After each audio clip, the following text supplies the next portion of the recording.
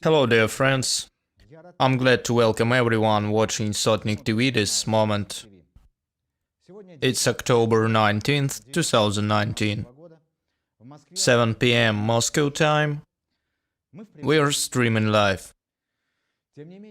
The state maniacs are full of plans of your funeral.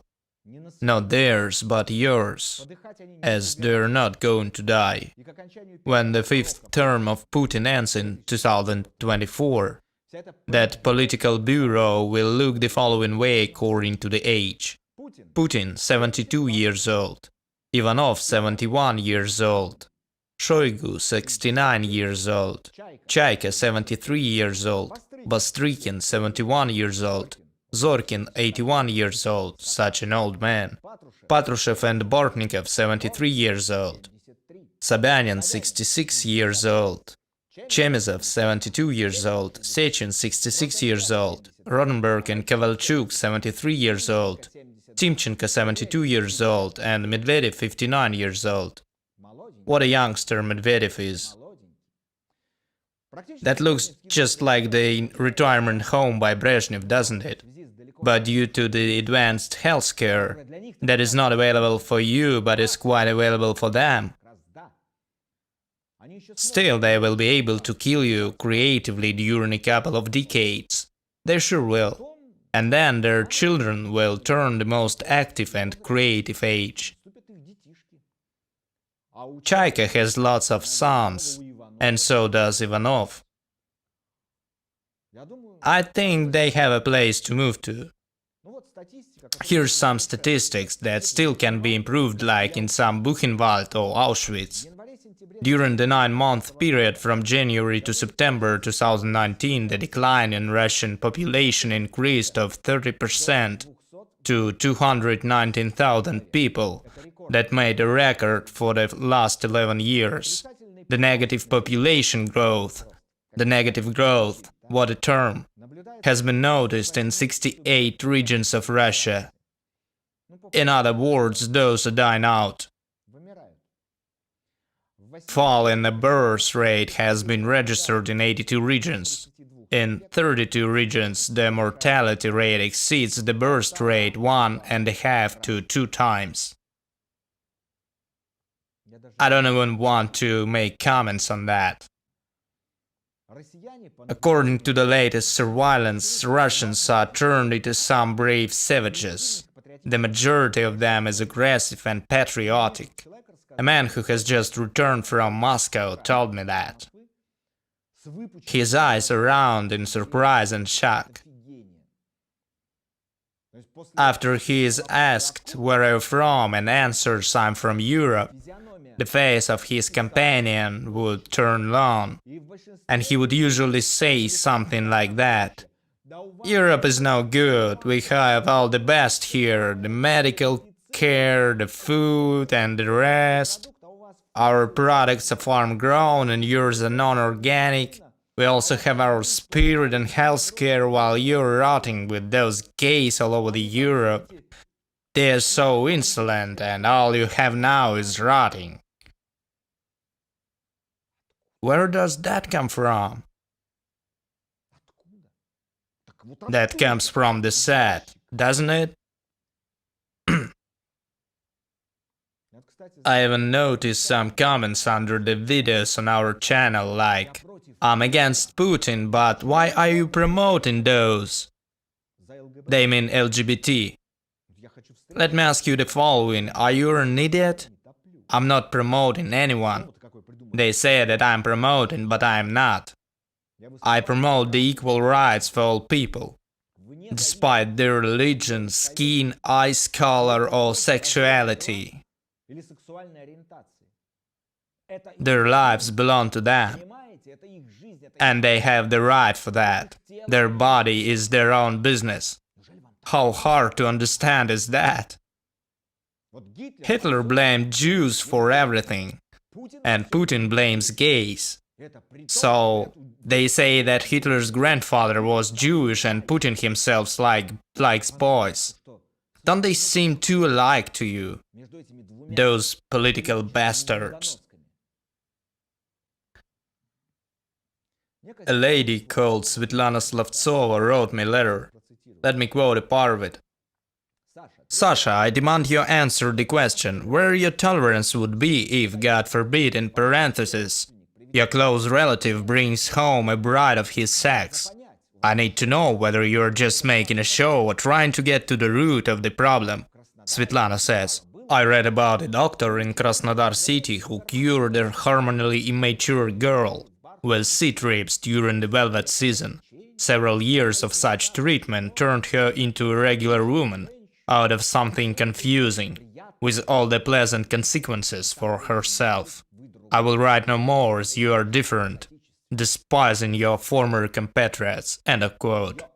Just so that no one says that I write that to myself, her email address is svetl-slova@yandex.ru. So why don't you write her some answer to that homophobe? And here's the answer for you, Svetlana. It ain't no show, but an attempt to get to the root. And in your case, I'm getting to that root. The thing is that you are a fascist, Svetlana Slavtsova. And you'd rather be prosecuted by some Nuremberg tribunal. If my mature son, as he is the one you're talking about, brings a partner his sex and says he feels good around him, I will answer, it's your choice, son. Just be happy. You have right for that, and I, as your parent, always wish to see you happy. That is what I would have told him.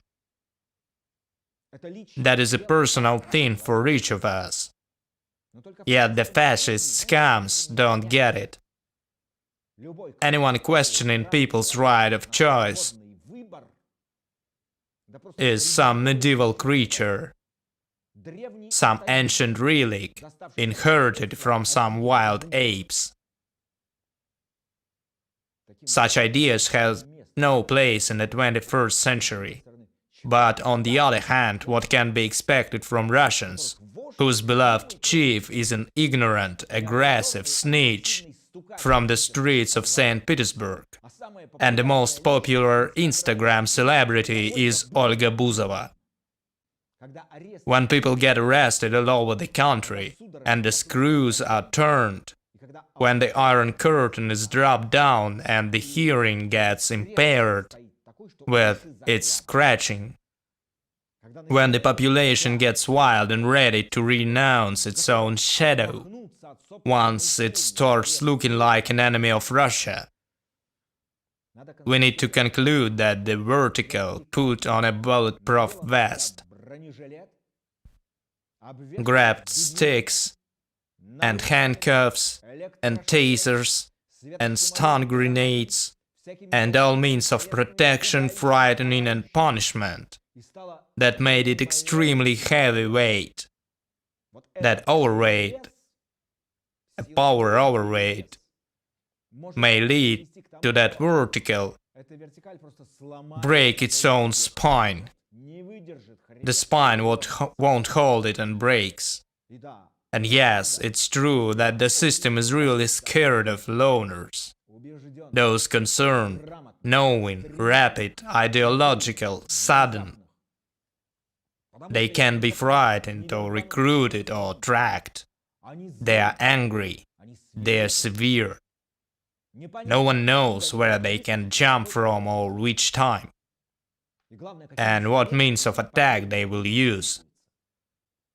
As the regime has already said, and that has been said out loud, and has confirmed every possible way, that no peaceful protest is effective. And don't you hope we will trick and fool, detect and put on a list, and will put you to jail according to that list, or will simply murder you. Once you haven't left, you go to prison, or you lay on the streets with your head broken. There's no third option. So the Putinists will be destroyed not by those arrested in Moscow this summer. They will be killed by totally different people. They will be executed upon a silent sentence announced inside, and that sentence will be carried out by those guilt-free and really angry, those looking for blood and waiting for revenge. The death of all those authorities will be terrible. Some awful punishment is waiting for them. For all those judges and special agents, for all those cops and their pullers like Gosha Tarasevich, and for those lawmakers like Sergei Boyarsky, and for their families, some fierce destiny waits. I'm not threatening, but warning you. You, the 21st century fascists, raised under the banner of Putin's gang. Don't you feel sorry for us, as we would never feel sorry for anyone? Do you remember those lines that nowadays sound worse than any tragic prediction? I don't even wish to turn your fantasy on how awful that will get. That's why I called this stream Strangle Yourself, Tarantino. He really may strangle himself with jealousy. A fatties stomach cutting championship is about to start over here. We're getting ready like grown-ups. That's why we haven't started for such a long time. That's all for today. Please forgive me for that stream being so heavy. Those topics are really important, even though heavy. As always, I'm asking you to take care of yourselves, of your hearts and souls, of your loved ones and relatives. That is the only thing we have. So take care of yourselves, of your hearts and souls. We'll meet live in 1 week. Goodbye.